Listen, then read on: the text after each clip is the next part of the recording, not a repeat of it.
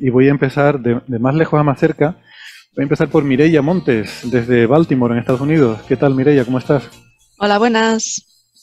Mireia es doctora en ciencias físicas y es investigadora en el Space Science Institute, que es el instituto donde antes se gestionaba toda la parte científica del telescopio espacial Hubble, y ahora, además de eso, pues también llevan el James Webb, ¿verdad? Ujú, exactamente.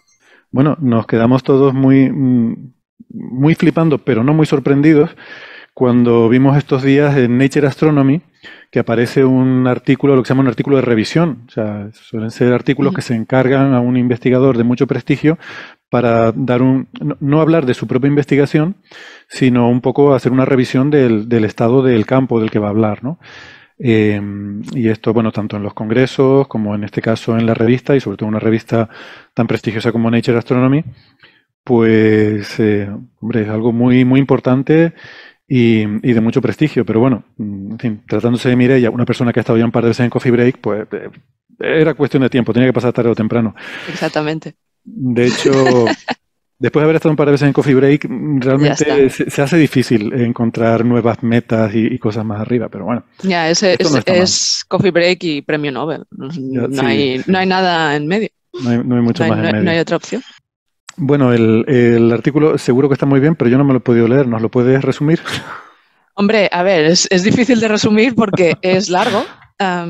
Porque claro, o sea, en, yo escribí un artículo de revisión en 2019 cuando hice una, bueno, pues me invitaron para dar una charla de revisión en un meeting que se hizo en Tenerife en 2019, en julio, um, y en un congreso de bajo brillo superficial que lo organizaba Nacho Trujillo. Entonces se ve que allí en la audiencia estaba uno de los editores de Nature Astronomy. Entonces dijo que le había impresionado mucho el contenido y cómo había hablado. Como lo Y habías yo, contado. que yo realmente al recibir ese email me quedé flipando porque dije, Ostras. porque a mí me da mucha vergüenza hablar en público, entonces que me digan eso era como, uy, vaya. Entonces me invitó a que escribiera uno nuevo porque eh, últimamente, especialmente en este campo, han habido muchos resultados nuevos y muchas cosas que hay que un poco discutir, ¿no? O sea, lo que hice en 2019 era un poco el estado del campo y en este he hecho un poco más de, no sé cómo decirlo exactamente, pero como investigar un poco con todas estas piezas que tenemos, lo que nos dicen y lo que estaría bien que miráramos en el futuro, ¿no? O sea, Mm. los puntos claves que necesita el campo para avanzar. La verdad que eso es lo que realmente es interesante cuando hay un artículo de revisión, ¿no? Porque muchas veces a mí me decepciona un poco cuando se hace un artículo de estos y tú lo vas a leer muy interesado, sobre todo cuando conoces un poco el campo, ¿no? Cuando es de tu tema. Uh -huh. Y a veces a lo mejor pues se invita a alguien muy conocido, a un pope, a que escriba un artículo de esto, y lo que hace es una recopilación de referencias. Y dice, fulanito dijo no sé qué, y menganito dijo no sé qué cosa, y luego los otros de no sé dónde hicieron no sé qué. Y tú dices, pero a mí lo que me gustaría es ver un poco las perspectivas que se abren, qué es lo que habría que hacer para avanzar, o sea, un poco más de discusión que a lo mejor es más subjetiva, ¿no? Pero a mí que me pongas una lista de referencias, pues no sé, como que solo busco yo en internet. Claro, bueno, depende, ¿no? Ese tipo de artículos está muy bien, sobre todo para gente que está empezando, porque lo tienes ahí todo junto y está bien, pero en este caso lo que yo quería hacer y lo que el editor me animó a que hiciera, más o menos lo que hacemos siempre en una discusión en un artículo, ¿no? Coger las evidencias que tenemos, juntarlas y mirar Big toda picture, quieres la decir. big Perdón, es que es que no hablo mucho castellano últimamente, entonces me cuesta un poco. Y quizás podíamos empezar porque expliques un poco lo que es la luz intracumular, ¿no? Porque Sí, hemos hablado de ella, pero me parece que eso fue una vez con Nacho Trujillo. sí, un Estuvimos par de, comentando un poco el tema, pero igual podíamos empezar por ponerlo ahí en contexto. sí, creo que un par de veces se habló con Nacho sobre los artículos que hemos hecho con los dos juntos, ¿no? Pues la luz intracumular una luz débil que se ve en grupos y en cúmulos de galaxias. O sea, los cúmulos de galaxias, como todos sabéis, son agrupaciones entre cientos y miles de galaxias, y los grupos son un poquito más pequeños, pero aún producen un poquito de esta luz. Y es muy interesante ver, digamos, cómo evoluciona o la relación del contenido de esta luz con la masa, ¿no?, del sistema, para ver, porque dan un poco de pistas de cuál es el proceso por el que se forma esa luz. O sea, básicamente lo que vemos es que esta luz está formada por estrellas. Por estrellas... Perdona, es luz fuera de las galaxias, ¿no? Que creo sí, que es lo remarcable aquí. O sea, tenemos galaxias y en medio no está totalmente negro, no, sino que hay como una lucecita difusa ahí en medio entre las galaxias, ¿no? En el fondo. Sí, es a lo que voy. O sea, estas estrellas están flotando libremente, están ligadas por el potencial del cúmulo, no están ligadas a ninguna galaxia en particular. Están ahí flotando y por lo que hemos visto se produce cuando hay, por ejemplo, tienes dos galaxias, cuando pasan cerca, tienen una interacción gravitacional, ¿no? Lo que se llama una interacciones de marea. Entonces, algunas de estas estrellas se liberan y entonces van y flotan en el espacio entre las galaxias del cúmulo. Mireia, Dime. Perdona, una pregunta de bastante ignorante en este asunto.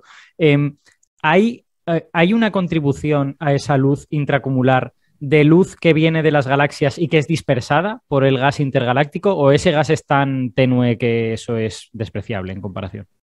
No, en los cúmulos de galaxias el gas lo que más emite es en rayos X. Entonces, lo que tú ves como esta luz intracumular, tú la ves solo cuando miras en el óptico. Cuando óptico infrarrojo, infrarrojo cercano, entonces cuando ves más esta luz. Son básicamente estrellas, o sea, no hay ningún gas que emita. Vale. Eso cuando te vas a rayos X, entonces es cuando ves la emisión de ese gas que es muy caliente que hay en cúmulos de galaxias. Vale, yo estaba pensando que es que el gas dispersase la luz emitida por las propias galaxias, pero vamos, de tu respuesta deduzco que no. No, porque no hay mucho gas que sea frío, que pueda dispersar o... Sí, eso, dispersar. Sí. Estás buscando la palabra scatter, ¿no? Entiendo. Sí, scatter o reflejar. Y Mireia, ¿y esas estrellas que hay ahí flotando entre las galaxias, son estrellas que han sido arrancadas de las galaxias todas ellas, o puede haber algunas que se hayan formado en ese espacio intergaláctico? Eso no parece muy probable, ¿no?, que ocurra. Pues hay simulaciones que indican que hasta un 30% de este tipo de estrellas se pueden formar en lo que llamamos in situ, ¿no?, que allí, digamos, en este espacio intracumular, pero por lo que hemos visto en observaciones no hay nada que indique que esto pase. La mayoría de esta luz viene de galaxias que son más o menos igual de masivas que nuestra Vía Láctea. El problema que tenemos es que esta luz es bastante débil, entonces necesitamos observaciones muy, muy profundas solamente para poder ver esta luz. Entonces, claro, cuando las cosas son tan débiles tenemos muy poca información de estas estrellas, ¿no? Entonces, básicamente en este campo lo que solemos hacer es aprovechar observaciones muy profundas, ¿no? Por ejemplo, en mi caso he usado observaciones muy profundas del Hubble. Son los Hubble Frontier Fields, que son unos 6 cúmulos de galaxias que se han observado muchísimo con el Hubble Space Telescope, con el telescopio espacial Hubble. Entonces, básicamente lo que vamos haciendo es un poco, no son observaciones, no son ideales para lo que queremos hacer, porque claro, no están pensadas para el bajo brillo superficial. Y eso es una cosa que Nacho a lo mejor os ha explicado ya miles de veces, que para que las observaciones de este tipo de objetos, de este tipo de luz que es tan débil, tienen que ser hechas de una forma para evitar sesgos en las observaciones, ¿no? Para luz que se refleja en el telescopio, para quitar las estrellas de nuestra galaxia que tienen unos halos extendidos que pueden sesgar lo que estamos viendo, tanto la fracción de luz como el color de la luz que vemos. Entonces es un poco complicado. No solamente es tiempo, sino es tener observaciones dedicadas para ver este tipo de objetos. Entonces, lo que pasa es que no tenemos mucha información. El paper con más cúmulos debe ser como unos 100 cúmulos. Cúmulos son cúmulos cercanos porque se han observado con un telescopio bastante pequeño. Entonces no puedes ir muy lejos porque entonces solo ves, no sé, nada, no puedes distinguir galaxias ni nada. Claro, entonces eso limita mucho lo que puedes decir de esta luz. Entonces, por eso lo que he hecho aquí... 100 es bastante, yo hubiera pensado que eran menos. Sí, pero es 100 con un solo color. Entonces, no puedes hacer estimaciones del color, que es básicamente la metalicidad de las estrellas. Entonces, no puedes ver el origen, no puedes ver de dónde vienen y hacer unos como trabajos más estadísticos, ¿no? Entonces, solo tenemos eso, pues 10 aquí, 6 aquí, 3 aquí. Lo que sabemos de esta luz va un poco así, ¿no? De, bueno, esto nos dice esto nos dice lo otro, las simulaciones nos dicen esto, entonces podemos interpretar lo que vemos, más o menos, con unas barras de error bastante grandes, pero bueno, es lo que... Mireia, una pregunta. Es lo que tenemos. Has comentado que desde el Hubble se ven algunos de estos cúmulos cercanos y también que desde telescopios terrestres también se ven otros, ¿no? Mucho más cercanos, ¿no? ¿De qué cercanía estamos hablando? ¿Los de Hubble son del orden de un millón de un megaparsec o son mucho más de un millón? No, los del Hubble estamos hablando de cosas que ya no podemos distancia, ya ponemos redshift, ¿no? Los del Hubble son redshift .2, .3, .5. Son bastante lejanos, sí. Sí, porque el hecho de que quieras tener una imagen muy, muy profunda te limita a mirar cúmulos que quepan en el detector, ¿no? Que quepan en la cámara del Hubble, que no es muy grande. Entonces, los que se hacen desde Tierra son los más cercanos, tipo Virgo, Coma, son cosas más cercanas, entonces sí, estos sí que los puedes mirar con los telescopios porque hacer un cúmulo cercano con el Hubble son, no sé, años de ir observando. Porque tienes que hacer un mosaico, ¿no? Tienes que hacer un mosaico de muchísimas imágenes. Bueno, ahí ayudará mucho James Webb, ¿no? Que va a tener un campo de visión mucho más amplio, ¿no? No, James Webb no tiene un campo de visión tan ancho. Lo que ayudará es el telescopio Roman, que ese sí que tiene creo que el campo de visión es como 100 veces más grande que el de Hubble, y los telescopios tipo el telescopio Rubin, que se está construyendo en Chile. Eso sí que tienen unos mosaicos de CCDs, unas cámaras muy grandes, entonces eso sí, con un apuntado ya tienes todo el cúmulo para ti. O sea que este va a ser un campo que se va a revolucionar mucho en la próxima década, ¿no? Exacto, porque tienes telescopios que van a ser muy grandes, que eso va a ser muy importante porque para la reducción de las imágenes eso es muy importante para nosotros. Y también, por ejemplo, el telescopio Rubin va a hacer un cartografiado del cielo en el hemisferio sur durante 10 años. Entonces, imagínate cómo de profundas van a ser las imágenes que van a conseguir. Entonces, porque puedes ir apilando, ¿no? Las sucesivas imágenes que saque cada noche. Claro. Sí. Tengo una pregunta más. ¿El interés de estudiar esta luz intracumular es para averiguar más cosas de esas estrellas que la están produciendo o es más bien para utilizarla como herramienta para hacer cosas? Porque otras veces que hemos hablado de ella, hemos hablado que sirve para averiguar otro tipo de cosas, ¿no? Y que el interés no es tanto en las estrellas que la están emitiendo. Entonces, ¿qué porcentaje hay de interés en una cosa y la otra? Y sobre todo relacionado con eso, como trazador de materia oscura, ¿no? Que es lo que ha tenido así mucha repercusión, ese trabajo, ¿no? Que ustedes trabajaron de usar la luz intracumular como trazador de materia oscura, ¿no? Exactamente. Pues básicamente el interés de esta luz no es tanto de dónde proviene, que bueno, que también, pero es que el saber de dónde proviene da una idea de cómo estas estructuras tan grandes, los cúmulos de galaxias, se forman, ¿no? Los cúmulos de galaxias son las estructuras más grandes del universo que están ligadas por gravedad. Básicamente, Un cúmulo de galaxias es mayoritariamente materia oscura, después tienes el gas caliente y después tienes las estrellas, o sea, las galaxias. Pues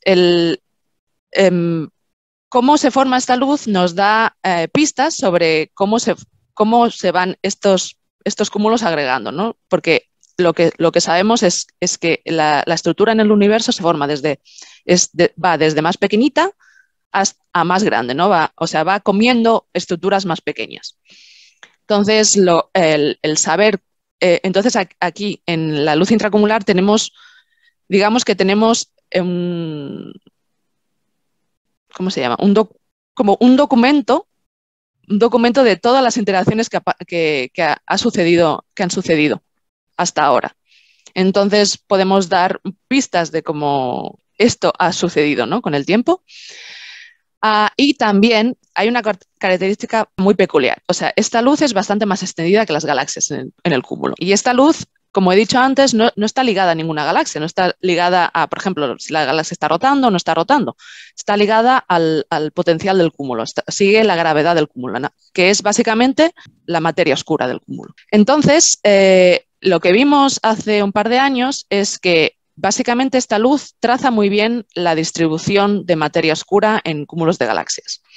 Entonces, eso es una herramienta bastante potente, porque normalmente para observar esta distribución de materia oscura en cúmulos de galaxias, normalmente tú tienes A ver, es que tengo que irme un poco más lejos. O sea, los cúmulos de galaxias son lentes gravitacionales. Entonces, normalmente se usan para ver cosas que están detrás del cúmulo, ¿no? Que están mucho más lejos, pero el cúmulo lo que hace, como lente que es básicamente desviar la luz que viene detrás, entonces tú puedes verlo, que es una cosa que no podrías ver, y lo hace más brillante. Entonces, o sea, tienes toda la ganancia de mira, tengo aquí como una especie de telescopio, pero es un cúmulo de galaxias.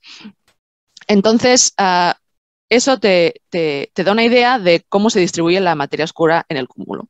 Porque sí, depende de cómo se distribuya, esa lente gravitacional se ve de una manera o de otra manera.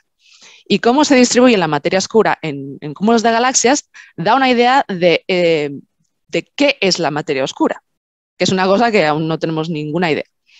Entonces, claro, antes, para ver cómo se distribuye la materia oscura en cúmulos de galaxias, tú tenías que tener las imágenes profundas y mirar dónde estaban esas galaxias que están detrás del cúmulo y, o sea, tenías que tener espectroscopía de estas galaxias lejanas para determinar el redshift, entonces puedes hacer el modelado de la masa del cúmulo. Pero si, como ya tienes la imagen esa muy profunda, pues mira, ya tienes la mitad del trabajo que ya no tienes que hacer, porque si ves cómo la luz intracumular se distribuye, pues mira, eso que ganas. Es trabajo menos que tienes y menos propuestas de telescopio que tienes que hacer. Entonces, mira, es una ganancia bastante importante.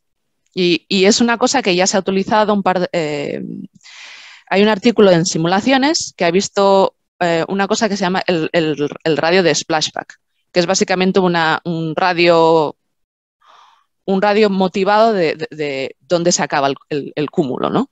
Que es básicamente densidad, es basado en la densidad, ¿no? de lo que ves. Entonces, en simulaciones tú ves la luz intracumular y hace como una especie de caída. Sí, o sea, cae y entonces ves claramente que es allí donde se supone que acaba el cúmulo, y eso también se ha visto en observaciones del Hubble. Hay unas observaciones, hay un paper donde estoy también, que tienes un cúmulo y hace unas observaciones así. O sea, vas tomando imágenes alejándote del cúmulo. Entonces ha podido ver también esa caída de la luz intracumular, que a mí me parece increíble. Entiendo que la idea ahí es este asunto de que en realidad la nube de materia oscura es mucho más grande que la parte donde se acumula la materia. Entonces, si tienes una manera de mirar lo que está ocurriendo donde no hay estrellas y galaxias, ahí sigue habiendo materia oscura, con lo que de alguna forma estás obteniendo esa información, ¿no? Normalmente esta información de este radio donde acaba el cúmulo se hace de una manera como estadística, claro, porque claro, tú no tienes ningún tipo de trazador continuo, o sea, tú ves la caída de la densidad de galaxias, por ejemplo, ¿no? Entonces, eso es una cosa que se tiene que hacer de una manera como más estadística, con muchos cúmulos. Pero en este caso se ha podido hacer para un cúmulo, que es algo, o sea, es un avance impresionante. Esto, o sea, me estoy acordando de aquel titular maravilloso, que debe ser de los mejores titulares periodísticos que he visto en noticias científicas, que hacía referencia a la luz que ilumina la materia oscura, ¿no? Sí.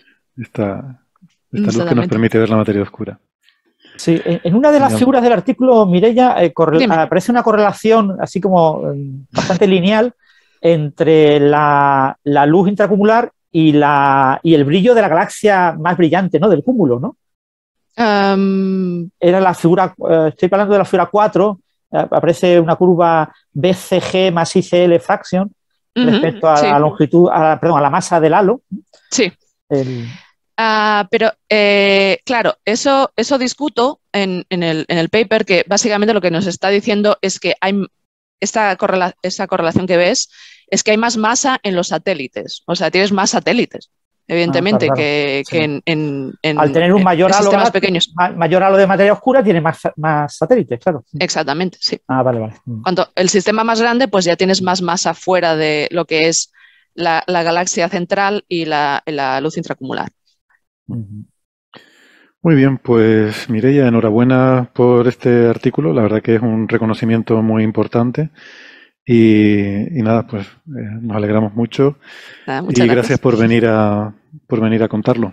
Ha sido un placer. Cuando quieras.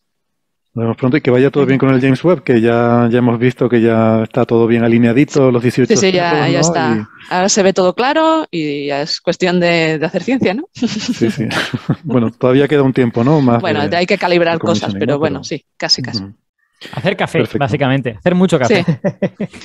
Sí. Créeme que beben mucho café allí, donde están ahí haciendo las calibraciones. Pobre gente, deben estar ahora mismo muy estresados.